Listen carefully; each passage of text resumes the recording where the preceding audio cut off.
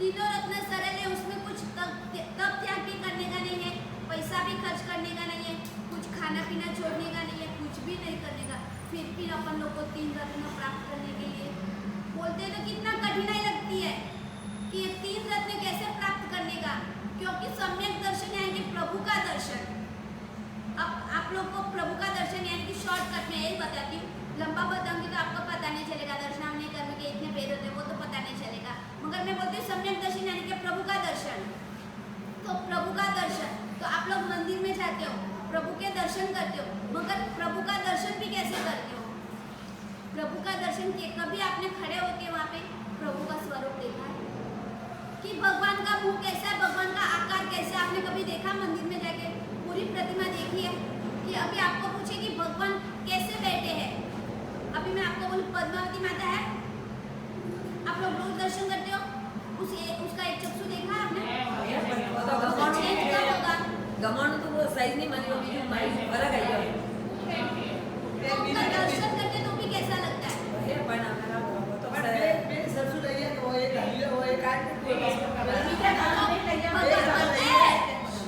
तो भगवान का दर्शन यानी कि दर्शन भी कितना शांति से करने का, कि पूरा भगवान की प्रतिमा देखने का, भगवान का पूरा स्वरूप देखने का कि भगवान की प्रतिमा कैसी है, भगवान का स्वरूप कैसा है, भगवान कैसे बैठे हैं, भगवान का आकार कैसा है, ये सब लोग देखते हो? आप लोग नहीं देखते क्योंकि आपको टाइम नहीं है, घर पे जाने की उतावल होती है, घर पे काम भी छोड़ के आते हो।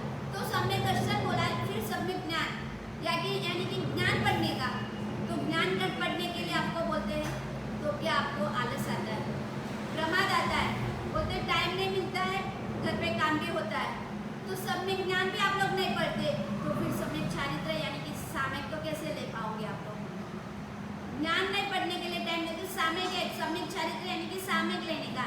तो सामयिक भी आप लोग लेते, आपको बोलते तो बोलते मैं सब घर पे सामयिक लेने बैठते तो काम आ जाता, तो फिर किसी का फोन आएगा तो आप लोग 70 बहाना बनाते, यानी कि आपको तीन रत्न संसार में रहते हुए भी दिया है, फिर भी उस तीन रत्नों में से एक भी रत्न प्राप्त करने के लिए आप लोग तैयार नहीं है।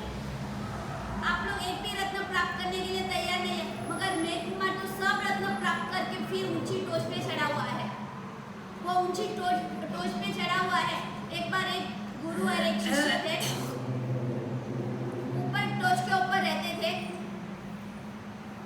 और शिष्य रोज ऊपर टोच से नीचे उतरने का, गोचरी पानी के लिए जाने का और पूरे गांव में घूम के आने का और फिर वापस ऊपर चढ़ने का, और नीचे इतना अच्छा बगीचा वगैरह बहुत अच्छा है।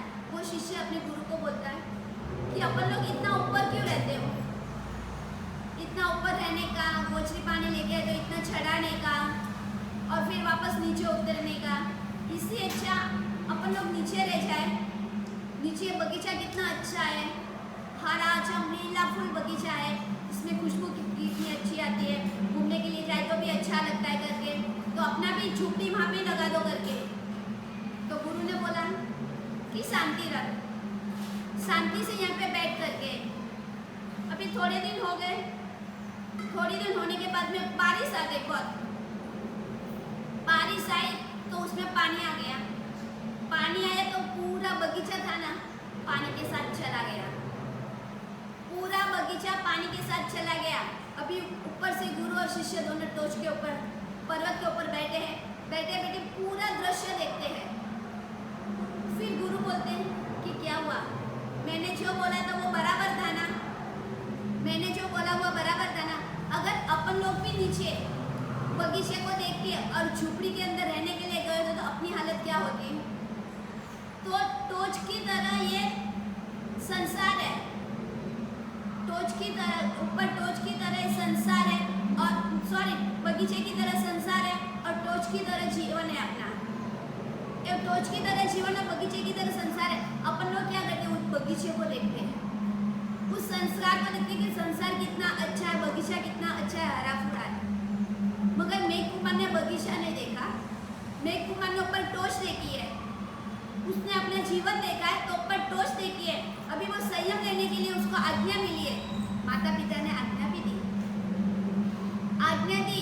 आज्ञा देने के बाद में दीक्षा का पूरा बड़ा भरघोड़ा निकाला, भरघोड़ा निकालने के बाद में जब माता पिता श्रेणिक महाराजा प्रतिमा थी और उसकी माता और उसकी धाव माता, वो सब बरगोड़े में गए और भगवान महावीर के पास में गए।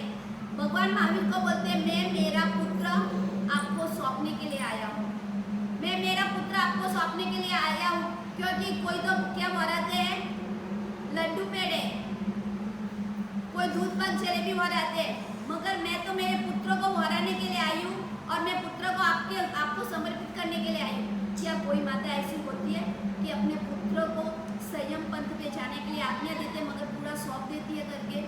आंखों में आंसू है, आंखों में आंसू है, दिल में दुख भी बहुत है दोनों के, फिर भी अपने पुत्र को क्या कि वो उसने बोला कि मुझे संयम ही लेना है करके, फिर भी वो गुरु महाराज को भगवान को सौंपने के लिए आए हैं और भगवान को सौंपते हैं ना, तो फिर सैनिक राजा अब क्या बोलता है कि 1 लाख सोना मोर के लिए ओगा मंगवाया। एक ओगे की कीमत 1 लाख सोना मोर दे के ओगा मंगवाया, 1 लाख सोना मोर दे के पात्र मंगवाए और फिर 1 लाख सोना मोर दे के नाई को बुलाए, क्योंकि केस का मुंडन भी करना पड़ता है। तो पहली बार तो लोच नहीं कर सकते हम लोग, तो केस का मुंडन करने के लिए नाई को बुलाते, तो उसको भी 1 लाख सोना मोर दे के उसको भी बुलाया और उसको बुलाने के बाद कुमार का लोच करते ना, तभी उसकी माता क्या करती है, उसके बाल होते हैं ना, उसके खोले में लेती है, बस खोले में लेके वो बहुत रो रही है, क्योंकि अपना बेटा संयम पथ में जा रहा है, अपना बेटा हमेशा के लिए घर राजमहल छोड़ के जा रहा है, तो वो बहुत दुखी होती है, बहुत रोती है, फिर भी बोलती है कि केस को मेरे को दे दो, मेरा बेटा तो मैंने आपको दे दिया, तो उसके केस को तो मेरे को दे दो। वो खोले में लेती है और लेके जब घर पे आती है, घर पे आके वो क्या करती है, अपनी पेटी यानी कि तिजोरी के अंदर रखती है, तिजोरी के अंदर रखती है। और कोई किसने पूछा कि भाई आपका बेटा चला गया है, सब कुछ चला गया, तो इस केस को आप क्या करोगे? तो बोला कि जब इसकी याद आएगी, घर में कुछ ऐसा फंक्शन होगा, तो मैं इस केस को वहाँ पे रखूंगी। मैं ऐसे समझूं कि मेरा बेटा यहाँ पे आया, उसके काले श्याम केश है, तो उसको देख के जब इसकी याद आएगी, तब मैं उसके केस देखूंगी करके मैं उस केस को लेके जा रही हूँ। वो बाल को लेके जाती है और अपने घर पे जाके तिजोरी में रख देती है और अपने भगवान को बोलते, मैं मेरा बेटा आपको सौंप के जा रही हूँ। और जब भगवान विवेक कुमार को दीक्षा देते, दीक्षा देने के बाद जब माता पिता पूरे परिवार के साथ में सब रिटर्न आते हैं, मगर आत्मा में दुख है, आंखों में आंसू है, क्योंकि एक राजा का बेटा था, राजा बनने वाला था और वो ही सब कुछ छोड़ के चला जा रहा है, तो किसको दुख नहीं होगा? राजा का बेटा राजा बनने वाला था, शादी हुई है, 8 पत्नियां हैं, फिर भी सब कुछ छोड़ के वो संयम ले रहा, तो किसको दुख नहीं होगा? तो वो छोड़ के वापस आ रहे तो बहुत रो रहे, सब पूरे गांव वाले रो रहे, पूरे परिवार भी रो रहे, पूरा राज्य रो रहा है और माता पिता धाम माता सब रोते रोते वापस आ रहे। वापस आते जब घर पे बैठते तो विचार करते कि घर पूरा सुना हो गया, कितने दिनों से, क्योंकि महोत्सव मंडा हुआ था घर में और बेटे की दीक्षा थी, तो दीक्षा होती तो कितना महोत्सव मंडाते घर में, तो सब जलावले हो रही थी और एक दिन पूरा दिन खाली हो गया, पूरा घर खाली हो गया और सैनिक महाराजा राज दरबार में जाते और जाके वहाँ पे बैठते मन में कहाँ पे मन नहीं लगता है, मन में विचार यही है, मेरा बेटा चला गया, अब मेरे जाने के बाद में मेरी राजगादी कौन संभालेगा?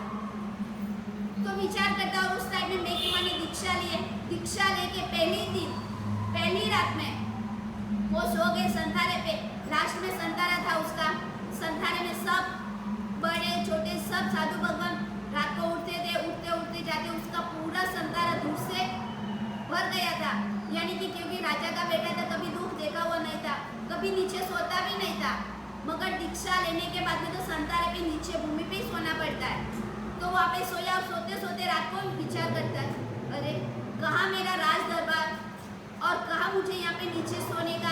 सब साधु भगवान मेरे पास में आते, पूरी रात नींद नहीं आती है, सबकी पाँव की मिट्टी सब मेरे संतारे के अंदर आती है और मिट्टी के ऊपर मुझे सोने का।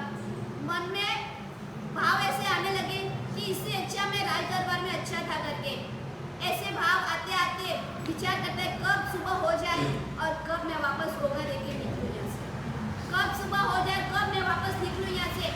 बस ऐसे विचार करते सुबह हो गई और वहाँ कुछ सुबह होते ही विचार करता, अभी सुबह हुई, सुबह की क्रिया होती है, प्रतिगमन पढ़ी ले आते, सब कुछ होने के बाद में भगवान के पास में जाते, और भगवान के पास में जाके भगवान को वंदन करते हैं।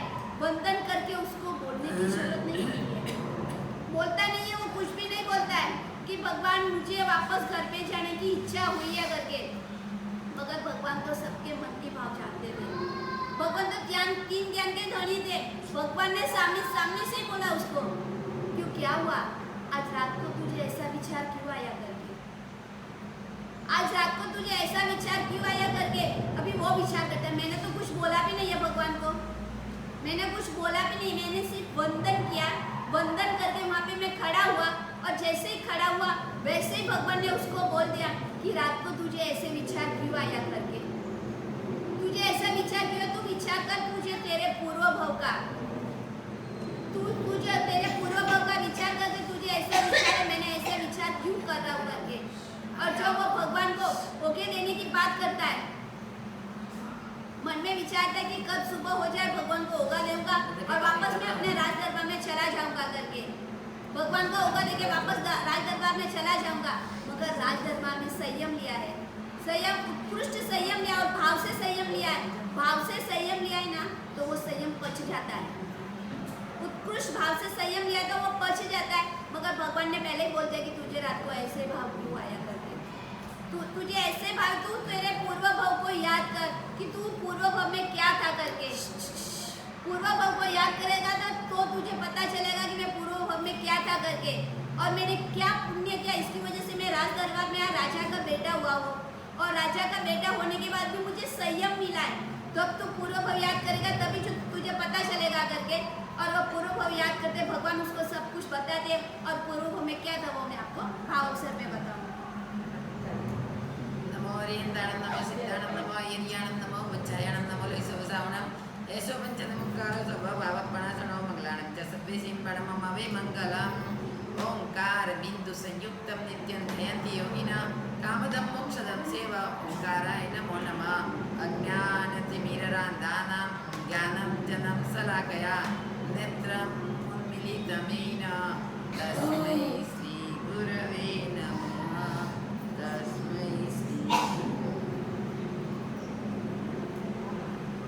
अपने को क्या है, समय की कीमत करना है, जो भी समय मिला है उन समय का उपयोग करना है।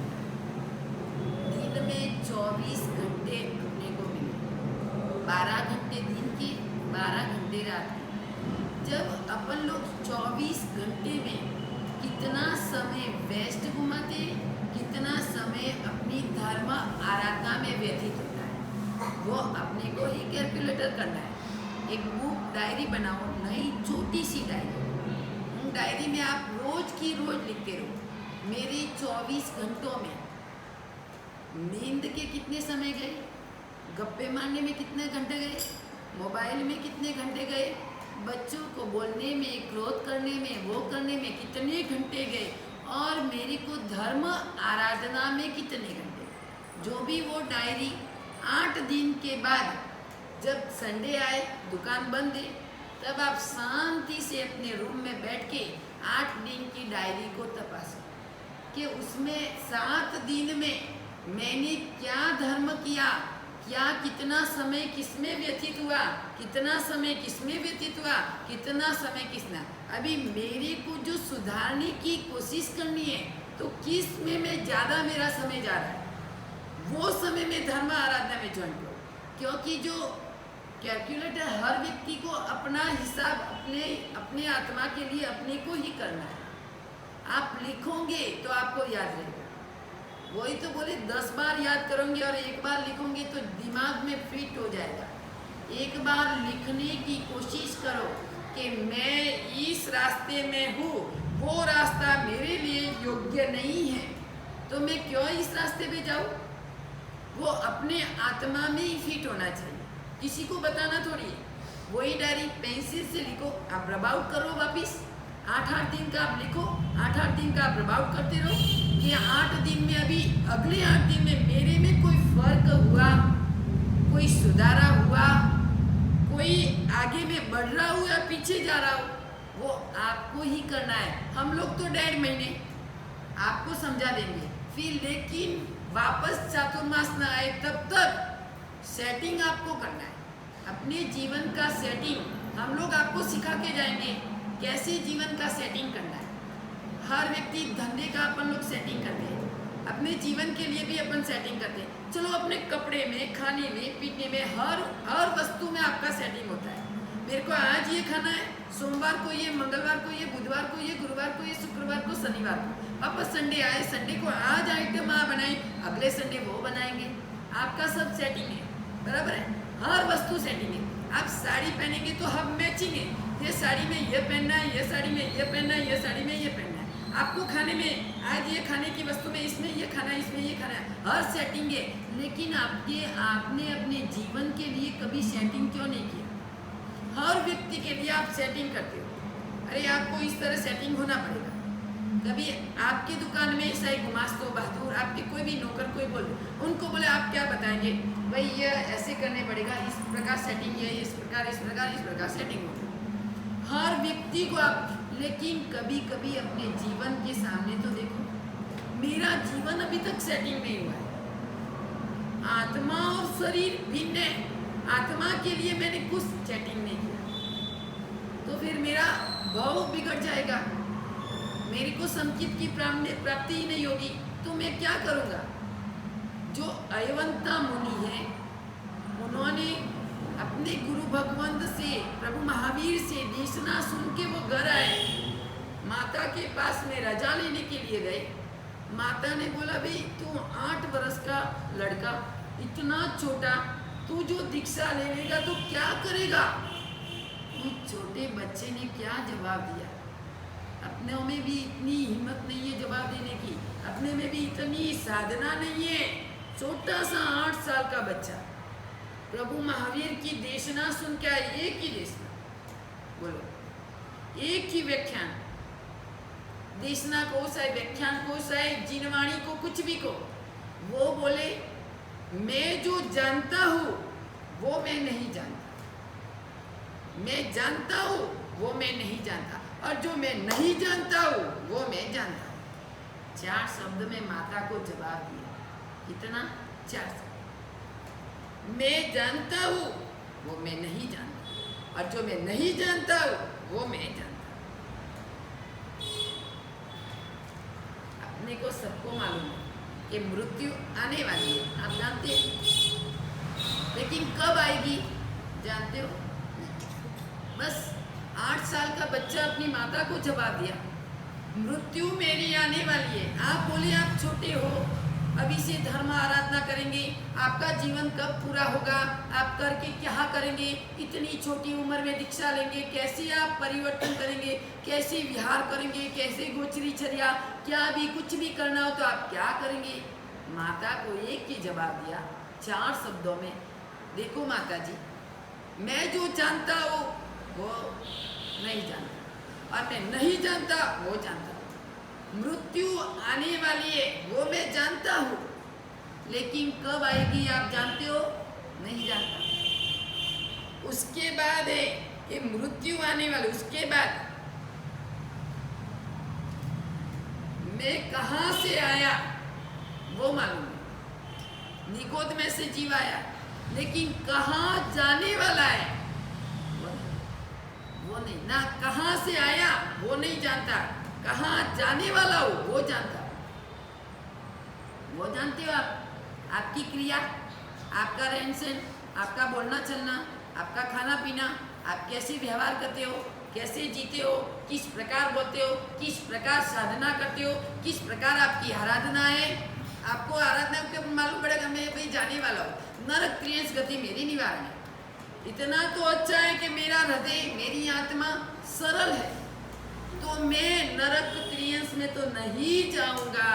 जो भी आपका व्यवहार, आपकी साधना, आपकी क्रिया, आपकी धर्म आराधना, उसके ऊपर आप विचार कर सकते हो कि मैं कहाँ जाने वाला हूँ मर के।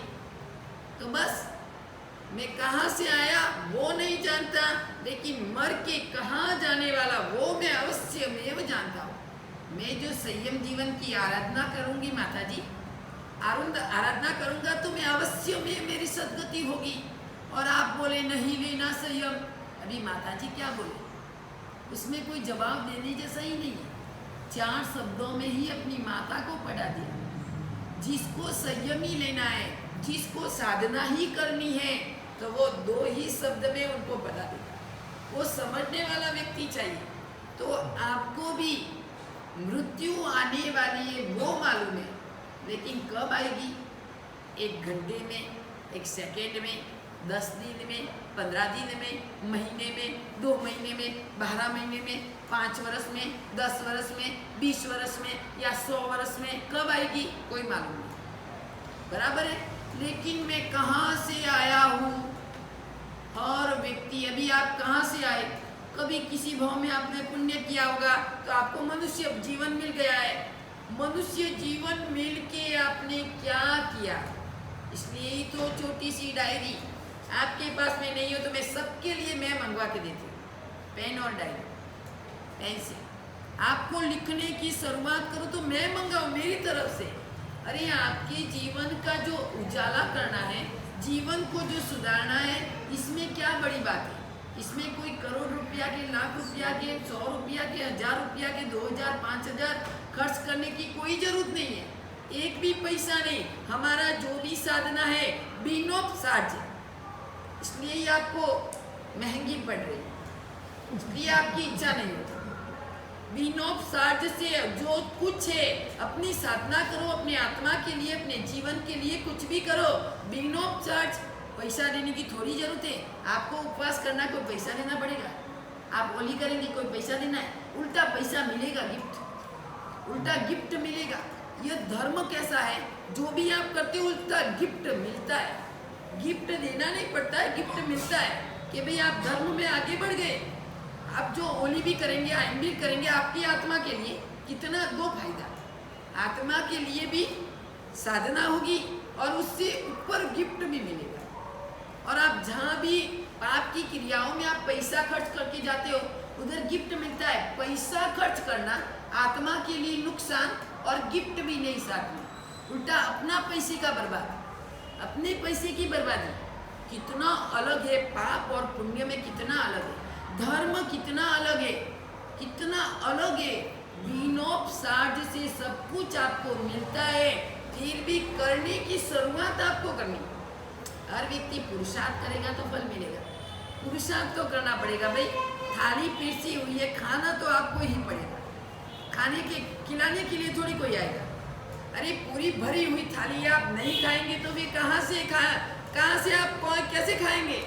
कहाँ से मेहनत करेंगे? अभी पूरी भरी हुई थाली में आप मेहनत, पुरुषार्थ तो आपको करना पड़ेगा। जो धर्म मिल गया है बिनोपचार्ज से, धर्म मिल गया है बिनोपचार्ज से। अभी धर्म मिला हुआ उनकी मेहनत, पुरुषार्थ ऐसे ही बैठे रहेंगे तो फिर क्या? उन हाथ को तो खोलना पड़ेगा, हाथ को तो खोलना पड़ेगा। खाने के लिए भी हाथ को तो लंबाना पड़ेगा। कुछ भी काम है तो हाथों को तो लंबाना ही पड़ेगा। आप ऐसे के ऐसे बैठे रहेंगे तो आपका काम हो जाएगा? दुकान में इस कुर्सी के ऊपर ऐसे बैठ जाओ, कस्टमर आते रहेंगे जाते रहेंगे, आपका काम चलेगा? क्यों भी? क्यों हाथ लंबाते हो आगे? पैसा चाहिए, पैसा को कमाना, इसलिए हाथ लंबाना, पुरुषार्थ तो करना पड़ेगा। बहुत पूरी भरी हुई दुकान, सोना 10 किलो सोना भर दिया आपने दुकान में, 10 किलो चांदी, 10 किलो सोना भर दिया। ऐसे कैसे कुर्सी ऊपर बैठ जाओ भाई? वो 10 किलो सोना बिक जाएगा? कैसे बिकेगा? आपको मेहनत तो करनी पड़ेगी, पुरुषार्थ करना पड़ेगा, रात दिन एक करना पड़ेगा, खून पसीना एक करना पड़ेगा, खाना पीना छोड़ना पड़ेगा, तभी 10 किलो का 20 किलो सोना कर देंगे आप। 10 किले का जो पैसा है उसमें 20 किले का नफा आपको मिल जाएगा। कैसे? पुरुषार्थ। तो धर्म में भी आप पुरुषार्थ करेंगे तो ही आपको फल मिलेगा।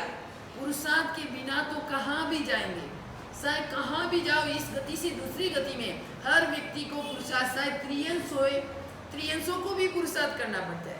वो भी बेचारे ऐसे कैसे बैठे रहेंगे तो मालिक उनको लकड़ी से मारेगा।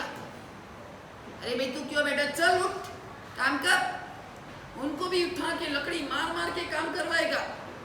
माँ त्रियंश में भी आपको ऐसे बैठे बैठे घास खाने के लिए नहीं मिलेगा, घास खाने के लिए आपको नहीं मिलेगा। कितना बोझा ढोलेंगे, कितना काम करेंगे, तभी सूखी घास आपको मिलेगी खाने के लिए। वहाँ कितनी मेहनत, तो वही गति अपने को प्राप्त नहीं हुआ हो जाए, इससे ज़्यादा तो पहले से ही अपन डायरी बना लेंगे ना। पहले से ही अपने जीवन को सुधार लेंगे तो त्रियंश और नरक गति कहाँ से मिलेगी? पहले से ही गति का निवारण हम कर लेंगे। इधर बैठे हाथ में है मनुष्य जीवन में जो भी गति का निवारण करना है तो एक मनुष्य गति ही श्रेष्ठ है। इसमें कुछ न कुछ आप कर सकते हो। बाकी वाले जीवन में अरे बातें करने से, बेस्ट समय घुमाने से कुछ नहीं मिलेगा। ये जिंदगी बातें करते करते पूरी हो जाएगी। कभी आप जितना भी समय मिला है, आपने 4 महीने तक आपने सुना है तो कम से कम जीवन एक अनोखा ही बनाना है। अरे जितना समय गया बातें में, समय वेस्ट में, जाने दो, व्यर्थ समय गया।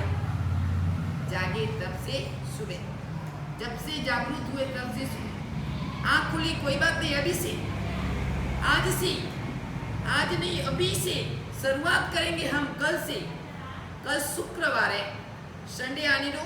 डायरी और पेंसिल आप लाओ तो अच्छे हैं। आप बोलो तो मैं मंगाऊँ। कितने जन वो तरीका आजमाएंगे तो मैं मंगवा के देती हूँ। छोटी छोटी डायरी और पेंसिल। 8 दिन की दिनचर्या आपको लिखनी है। 8 दिन की। 8वें दिन जब संडे है, आप अपने सौपड़े में हिसाब करते हो ना, 8 दिन का नफा कितना हुआ, लिखा लिखा लिखा। फिर तपासेंगे भाई कितना हुआ है, तो आपके जीवन का नफा भी तपासना। जीवन में भी बैंक बैलेंस कितनी जमा हुई, कितना नफा हुआ, कितना फायदा हुआ, कितना घाटा हुआ। अरे नुकसान है मेरे जीवन के लिए, तो उन नुकसान को सुधारना। आप अपने संसार के लिए जो करते हो वो धर्म के लिए भी ऐसा ही है हिसाब, लेकिन आप करते नहीं। हर व्यक्ति को लिखना आता है। इस संडे से आप शुरुआत करो, मंडे से 2 दिन आप बराबर तैयार हो जाओ। मैं आपको धीरे धीरे 2 दिन में ऐसे ही यानी कि 100 की शोध में आपको लेके जाऊंगी। अपने आत्मा के अंदर में लेके जाऊंगी आपको कि आत्मा में, अपनी ही आत्मा में कैसे रहना है। तब तक 2-3 दिन लग जाएंगे। संडे से, मंडे से वो डायरी और पेंसिल जो भी 8 दिन लिखा है उसमें आज किया, अरे इतना घटा है, रब आउट कर दो, वापस दूसरा लिखो। इसमें कितना फायदा हुआ उसको भी रब आउट करो। अरे 1 महीने में मेरे को फायदा कितना हुआ, कम से कम फायदा है तो आपको भी खुशी होगी कि वास्तव में मेरा जीवन अभी थोड़ा परिवर्तन हो रहा है। तो जीवन में अरे अरे अरे मैं जैसा था वैसा का वैसा हो, तो फिर घानी का बलद वहाँ का वहाँ, तो जहाँ से आए वहाँ ही जाना पड़ेगा वापस। जहाँ जिस निगोद में से आए थे उस निगोद में ही आपको वापस जाना पड़ेगा। तो इसके लिए तो आपको कुछ न कुछ साधना करने के लिए पहले कसायों को शांत करना पड़ेगा। समय को अमूल्य बनाने के लिए कसायों को शांत करना पड़ेगा। जब अपना कसा ही शांत नहीं है तो फिर अपन लोग समय को अमूल्य कैसे बना सकेंगे? अंदर आत्मा में जो कसाय भरा हुआ है, पहले नंबर में यही लिखा है हर आगमों में, हर सूत्रों में, हर ग्रंथों में कि क्रोध का निग्रह करो। जब हर व्यक्ति दुर्गति में जाता है क्रोध से, जिस व्यक्ति को क्रोध का निग्रह, इतनी टाइम तक लिखा है कि क्रोध का निग्रह, पाप को आप माइनस करते रहो। जितना पाप को माइनस करेंगे ना उतना आपको फायदा। आप माइनस किसको करते हो? किसको करते हो? महावीर जी, पाप को माइनस करते हो कभी? क्यों? पाप को माइनस करना है, धर्म को कभी माइनस नहीं, धर्म को प्लस करना है, पाप को माइनस करना है। कि जो जो पाप मेरे हृदय में है उन पापों का एक एक माइनस करके मैं जोड़ रहा हूँ, उसका माइनस कर रहा हूँ। बस वो पाप मेरे अंदर, मेरे जीवन में नहीं होना चाहिए। जीवन जो सुधरेगा तो धर्म कर सकेंगे। पहले नंबर में शास्त्रकार भगवत में लिखा है कि आप धर्म की शुरुआत करने से पहले अपने कसायों को शांत करें। कि मासक समन आप कर लेंगे, मासक समन करना सहला, क्रोध का निग्रह करना कठिन है। बोलो 30 दिन तक व्यक्ति उपवास कर सकता है और 1 दिन का क्रोध का नियम मासक क्षण करोड़ अब्जों रुपयों से भी ज्यादा। 1 दिन का जो आपने संदेश लिया है, मैंने लिखा था ना, आपको बोला था दर्पण के ऊपर वो संदेश आप लिखते रहना, बड़ी ड्राइंग करके अच्छा मैं क्रोध नहीं करूंगा, वो संदेश आप लिख के ही रखना। जो भी वो दर्पण में मुंह देखेगा संदेश के ऊपर अपने आप ध्यान जाएगा। जो करेगा उसको लगेगा अरे अरे मैं क्रोध नहीं करूंगा, मेरे को, दूसरों किसी को नहीं, न किसी ने लिखा है वो भी मालूम नहीं, मेरे लिए ये मैं क्रोध नहीं करूंगा, यानी कि मैं नहीं, दूसरा नहीं। तो आपको कम से कम आपने एक बार पढ़ा, 2 बार पढ़ा, 10 बार, जितनी बार आप दर्पण में जो ध्यान रखने मुंह देखेंगे वही संदेश आपके सामने। आपको लगेगा बार बार अरे मेरे को नहीं करना, मैं कितना क्रोध है, कितना कसाय है, तो उन कसायों को माइनस करना है बस। जब व्यक्ति कसायों को माइनस नहीं कर रहा है तभी ही तो वो दुर्गति में, घर में क्लेश है, घर में झगड़ा है, घर में जो आपका संप नहीं है, एक दूसरा का मिलजुल के नहीं रह रहे, वो कारण क्या है? बस दूसरा कोई नहीं, क्रोध। अरे उसने किया तो क्या हुआ, उसने किया तो क्या। संयम जीवन में क्या है? मैं काम करूंगी तो मेरे को लाभ मिलेगा, व्यावच का लाभ मिलेगा, मेरे को यह लाभ मिलेगा, मेरे को, अरे मैंने एक काम ज्यादा किया तो क्या हुआ। लेकिन संसार में क्या, मैं क्यों करूं भाई, वही करेगा उसका काम। इसमें ही तो आपके जीवन का उद्धार नहीं हो रहा है, जीवन का उद्धार नहीं हो रहा है। उनको चैप्टर क्लोज करना है, और जो भी लिंक जो चलती है उन लिंक को ही कट कर, जो बातों में जो झगड़ा होता है उन चैप्टर क्लोज वो कर दो, फिर बाद में जो लिंक चल रही है उन लिंक को आप कट करो और दूसरी बातों में लग जाओ। लेकिन झगड़े की जो लिंक है उन लिंक को आगे बढ़ाते रहेंगे, आगे चैप्टर क्लोज नहीं करेंगे उन बातों को, तो आपको अवश्य में आपका घर परिवार और आपका जीवन डूब जाएगा। पहले नंबर में तो लिंक को ही कट करना है। आप अपनी लिंक को आगे बढ़ाते, कभी कट करना नहीं, उनको कट कर दो। अरे किसी ने जो झगड़े की बात आपको कह रहे, आपको लग रहा है कि इसमें झगड़ा हो जाएगा, उन बातों को कट करके दूसरी बातों में आप लग जाओ। बस वो बातें जो लिंक को आगे बढ़ाई होती है, बड़ा जबरदस्त झगड़ा हो जाता है। लेकिन उनको बंद करने की कोशिश करो, व्यक्ति नहीं करता है, वही तो व्यक्ति की खासियत है। इसलिए ही तो वो झगड़ा आगे बढ़ता है, इसलिए ही घर में इतनी तकलीफ होती है। बहुए की तकलीफ, बेटे की तकलीफ, बच्चों की तकलीफ, मेरी खुद की तकलीफ, वो तकलीफ, गुरुदेव क्या करे। अरे गुरुदेव क्या करेंगे बेचारे, आगे बोलेंगे 2 घंटा 4 घंटा गुरुदेव के बाद, अरे गुरुदेव कोई आप सॉल्यूशन करो। अरे क्या करेंगे गुरुदेव, वो बोलेंगे आप क्रोध नहीं करना, क्या हो रहा है आपके घर में भी बोलो, यह है। अरे तो गलती तो इसमें आपकी भी है थोड़ी, अकेले आप दूसरों की गलती निकालेगा तो दूसरों की गलती थोड़ी, गलती 2 की होती है, 1 की थोड़ी होती है। उन्होंने लिंक की बात की, आप उनको कट कर दो, क्यों आप आगे बढ़ाते हो उनको। अरे वो आएगा तो हमारे पास में तो कुछ सीख के जाएगा। हाँ गुरुदेव बराबर है, यही रहना, अभी गुरुदेव अच्छा है, बहुत शांति है हमारे घर में। आप जो भी, अरे कहीं कहने वाले इस निर्दोल नगर के गांव के लोग भी कहिए कि गुरुदेव अभी तो शांति है, आपने जो समझाया था हम लोग वैसे चल रहे हैं तो हमारे को बहुत शांति है। बराबर आपके अपने जीवन को ही सुधारना है। जो जीवन को नहीं सुधार सकेंगे तो ही अपना जीवन एक बर्बाद हो जाएगा, अपना परिवार बर्बाद होगा, अपना घर बर्बाद होगा, अपने पैसे की बर्बादी होगी, सब किसी के एक के मुंह के ऊपर भी शांत की रेखा, प्रसन्न की रेखा आपको नहीं दिखने को मिलेगी। एक का मुंह एक पश्चिम दिशा में, एक का मुंह पूर्व में, एक का मुंह उत्तर में, एक का मुंह दक्षिण में। आप कैसे रहेंगे घर में? वो किसका कारण क्या है?